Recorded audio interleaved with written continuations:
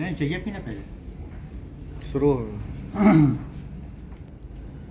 नमस्कार, फिर से मैं आया हूँ ये मोहब्बत के मौसम में आपके लिए बेहतरीन। जिस तरीके से आज के युवा मोहब्बत की खोज में भटक रहे हैं और मोहब्बत में जब जुदाइयाँ मिलती है तो उसकी तड़प कैसी होती है, वो आपके मेरे कुछ साल पहले लिखी गई किताब किराए की गर्लफ्रेंड में आपको मिलेगी।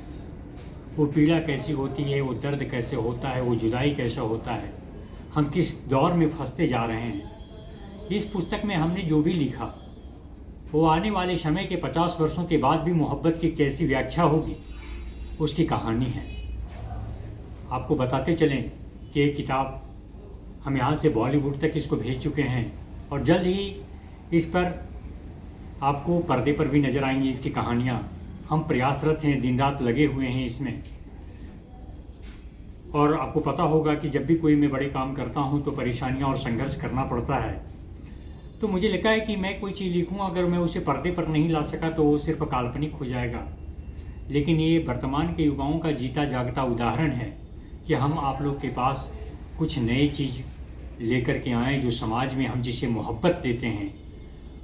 आपको पता होगा कि अभी मोहब्बत का मौसम चल रहा है, अभी कितने दिनों का चलेगा कोई पता नहीं है। कितनी जुदाइयाँ होंगे, कितने दिल टूटेंगे, कितनी बेवफाई होगी, कितने वफा होंगे, कितने के अनजान लोगों, अनजान शहर में अनजान से रिश्ते टूटे जुड़ेंगे और फिर टूट जाएंगे।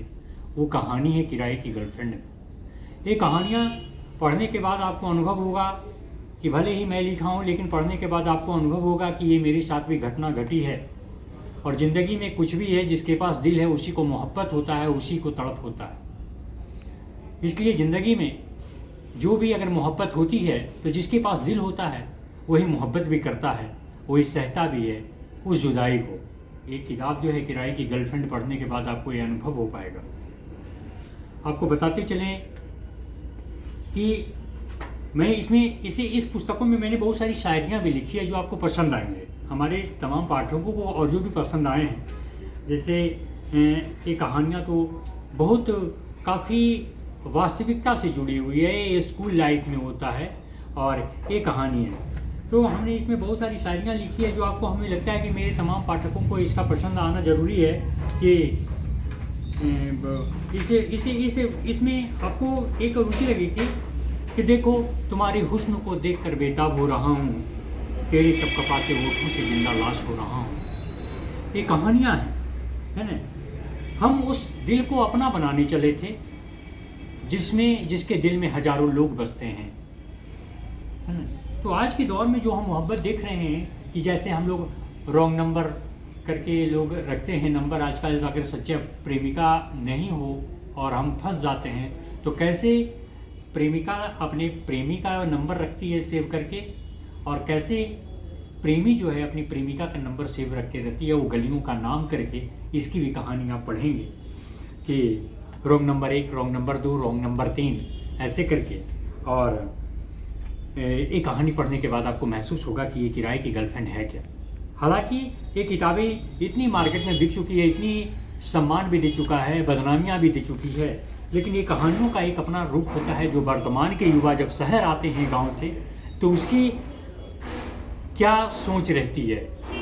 जैसे होता क्या है कि हम जिस चीज़ को हम देखते हैं, पुराने शास्त्रों में हम कहते थे कि जैसे कोई अगर तपस्या कर रहे होते तो उसमें बहुत सारी अदाएँ दिखा करके उनके तपस्या को भंग होता था। वही आजकल के दौर में है, यही चीज़ है। हुस्न की दुनिया में हम कैसे अपनी किताबों का अपनी वास्तविक सीमा को छोड़कर अलग सीमा में चले जाते हैं और अलग रास्ते धर लेते हैं, उसकी व्यथा है किराए की गर्लफ्रेंड।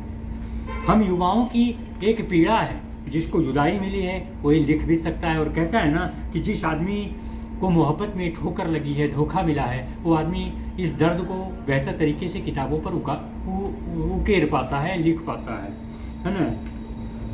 और कहा भी है कि ईंट से अधूरा रह जाए तो नाज करना, सच्ची मोहब्बत कभी किसी की पूरा नहीं होती। अगर मोहब्बत में ठोकर नहीं लगेंगे तो हम समझेंगे क्या।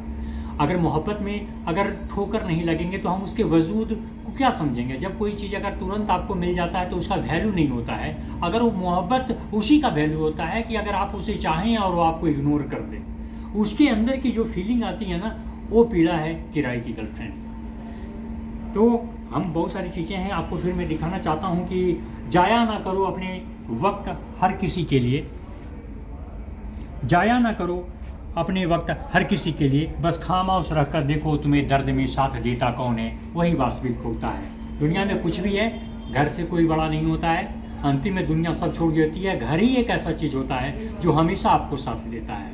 वास्तविक दुनिया सब काल्पनिक है, मोह माया है, और हम भ्रम जाल में ऐसे फंस गए हैं जैसे लगता हो कि आने वाले समय के लिए मेरा ज़िंदगी ही बर्बाद हुआ, पर ऐसा होता नहीं है, ज़िंदगी उसके आगे भी है। धन्यवाद।